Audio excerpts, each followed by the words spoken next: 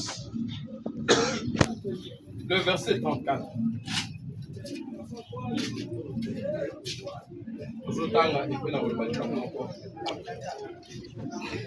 Jean chapitre 11, verset 34. Amen. La Bible dit, et il dit, où l'avez-vous mis? Question. Seigneur, lui répondirent-ils, viens et vois. La lingala.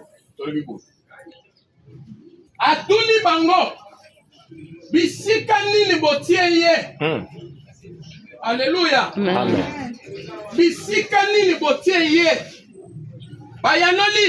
Kolo, Seigneur. Kolo. Yaka bemona. Aïe. Amen. Alléluia. Amen.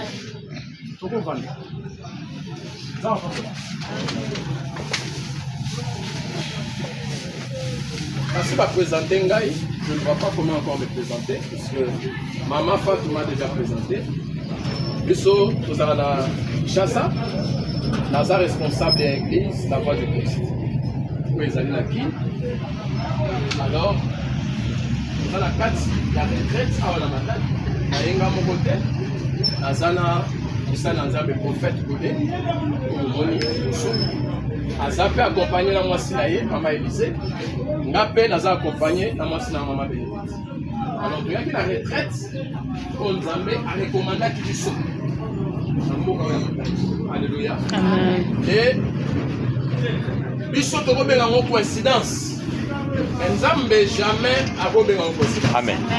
Parce que la Bible me dit, il est le Dieu qui est au commencement et qui est à la fin. Et puis, il a le vouloir et le faire.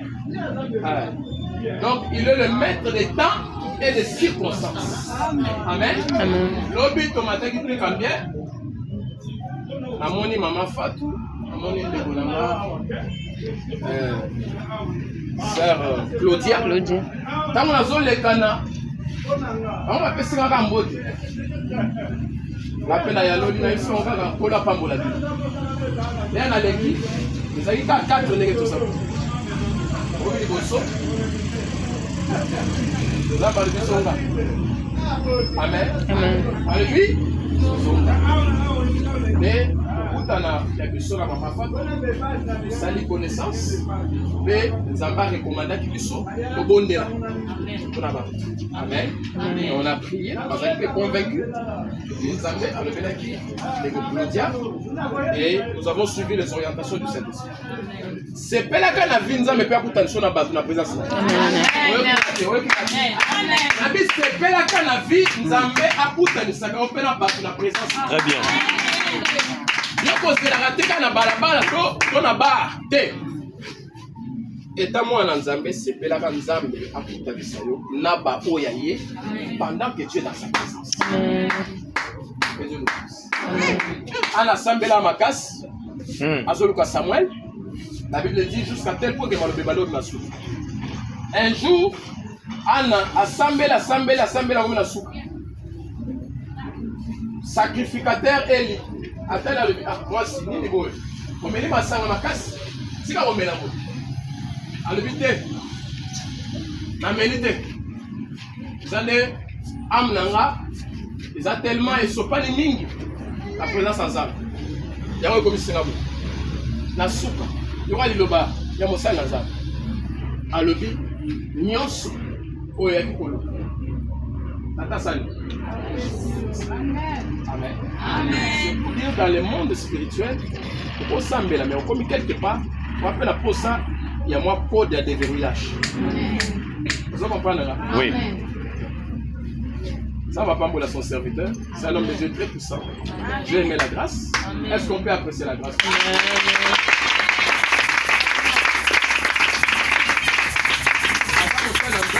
Très puissant. Quand on a il sera célèbre. Quand la vie, et ben on a vu la maladie. Et puis Dieu va l'amener à l'air. Je voyais une très grande grâce pendant qu'il était en train de me prêcher. Vraiment, c'est un homme de Dieu que j'aime beaucoup. Et je sais qu'après ce moment, nous allons encore échanger. Et Dieu vous bénisse. Amen.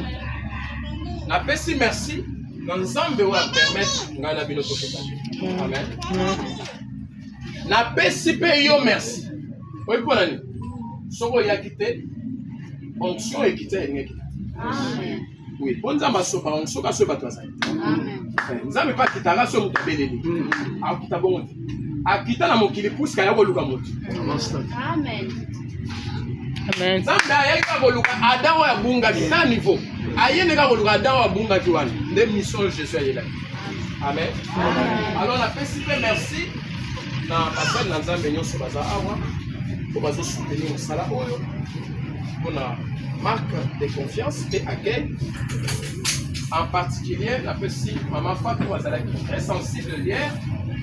Andima ko benisa biso, andimi ko yamba biso, osana nzambe nzambe. Amen. Bila na lobaki ozana ngolu ona mona ipa mama ola. Amen. Na mona ki ngolu wana likona. Dieu va profiter de vous. D'abord financièrement et puis dans le tome. Amen. Gloire à Jésus. Donc, nazana kata na vous.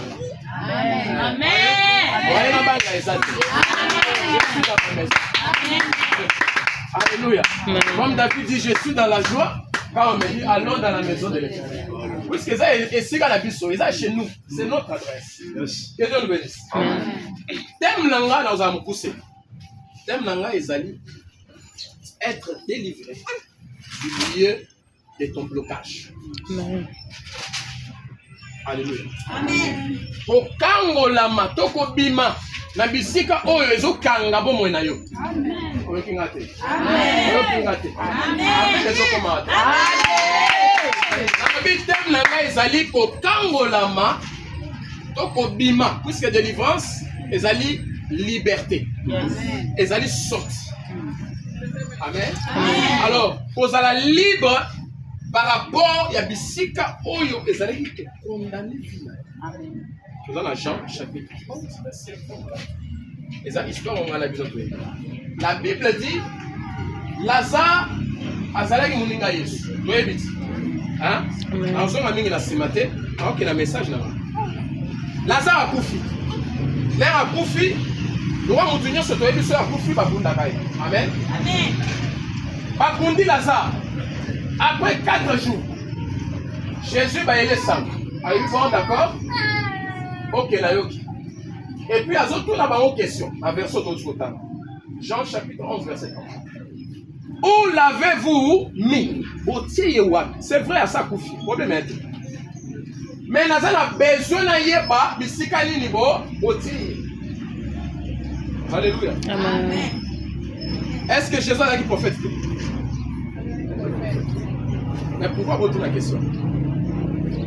La limina est ça parfois blocage à vie na yo et so dépendre na lieu oyo saki. Ici kozawana et kozala déjà maman la blocage à vie na yo. Parce que Jésus ne pouvait même pas opérer les miracles ceux qui n'ont à localiser. Il y a ça localisation. Localisation. Il faut là nous localiser et si quand ils ont condamné vie na yo. Jésus avait besoin de localiser d'abord les lieux. Amen. Tant que Jésus a localisé qu'il y était, Lazare a ningase quoi. Vous savez pourquoi? Bakundi mu. Avant bakunda, Bible le dit, ba envelopper na ba linge. Ils ont bakange basinga, tout le barabo. Bakange basinga. Banda mututi na makolo. C'est que moyen ata seku. Moyen sans mouvement aux autres. Asa condamné. Wana liboso. Yami balé. Bakoti na kati ya nkunda. Amen. Amen. Bakamati libanga ya monene. Batie na entrée à tombe. Libanga ya monene. O ata balobi aza kacher. Abo ba jamais kotindika. Wale sera ba to libanda ba ya basungai. Est-ce que vous comprenez? C'est une condamnation. Il y a beaucoup des enfants de Dieu aujourd'hui. Oh bazo sambela. Makambozo changer te. Vie ezo bongate. Liba les oyate. Stabilité zate. Prospérité zate. So quand des problèmes nini, il y a lieu, il y a esika. Esika. Amen. Alléluia. Amen. Voilà, c'est belle la bateau va faire sa réponse à Jésus. Dans ma toute question, où l'avez-vous mis? Jésus répond à l'objet, viens et vois. On peut venir mais on ne voit pas. Mais quand on a ça lobby, viens et vois. La ligne à lobby, yaka pe mona. Amen. To yaka pe omona. Alléluia. Amen. Voilà. Les lonzamba lola azolo alisé bien.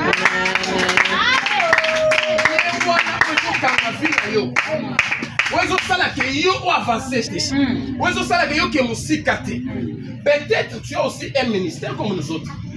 Là, ça a un ministère, mais il y a parfois du mérite. Le cash, Pakanga. Atabonde la saliba jeune. Amati Bangomba, rien.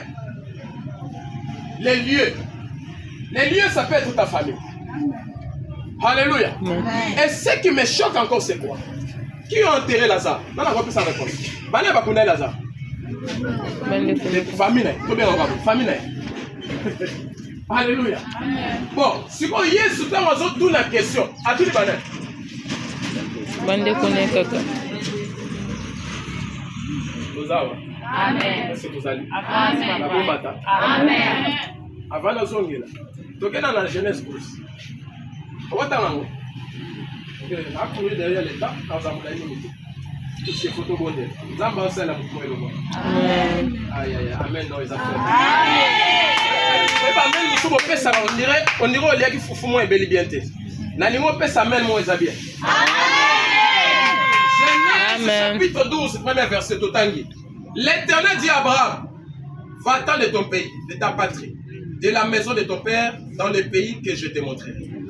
Je ferai de toi une grande nation. Il y aura promesse et bandit. Nasima ya pesa ordre qui a l'ongwanani. À ça, le déplacement. À déménager. C'est que tant que nous avons déménagé, nous avons les autres kangayo. Promesse c'est ça.